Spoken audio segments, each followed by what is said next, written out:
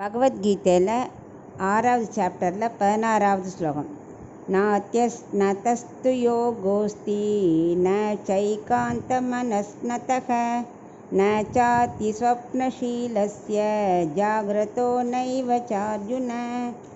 இப்போ இதுக்குள்ள அர்த்தத்தை பார்க்கலாம். அவர் 10வது ஸ்லோகத்துலேருந்து யோகத்தை பற்றி தான் சொல்லிகிட்டு இருக்கார். 10ல் எப்படி யோகம் செய்யணும்னு சொன்னார்.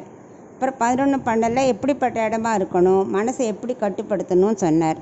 13, 14 கண்ணை எப்படி வச்சுக்கணும், வெளி உலகத்தை பார்க்காம மனசை எப்படி ஒருநிலைப்படுத்தணும்னு சொன்னார். 15 யோகம் கை கூடுறதுக்கு பகவான் திருமேனிலேயே மனசை செலுத்தணும்னு சொன்னார்.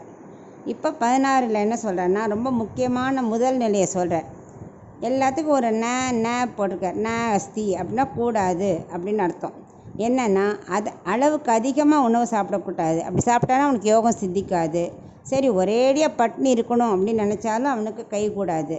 ரொம்ப அதிக சொப்பனங்கிறது, அதிக சொப்பனம்னா இதில் ரொம்ப நாழி தூங்கிகிட்டே இருக்கிறவன் அவனுக்கும் யோகம் சித்திக்காது.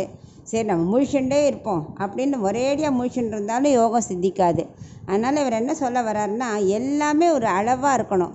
மிதமாக சாப்பிட்டு மிதமாக தூங்கி கண்ணை கான்சன்ட்ரேஷனாக வச்சுண்டு எல்லாமே ஒரு மிதமாக இருக்கணுங்கிறது தான் இதில் மெயினாக சொல்கிறார். 4 சொல்கிறார். 4 கூடாது. தூக்கம், உணவு எல்லாமே மிதமாக இருக்கணும் அப்படின்னு இந்த 16வது ஸ்லோகத்தை ஸ்ட்ரெஸ் பண்ணுறேன்.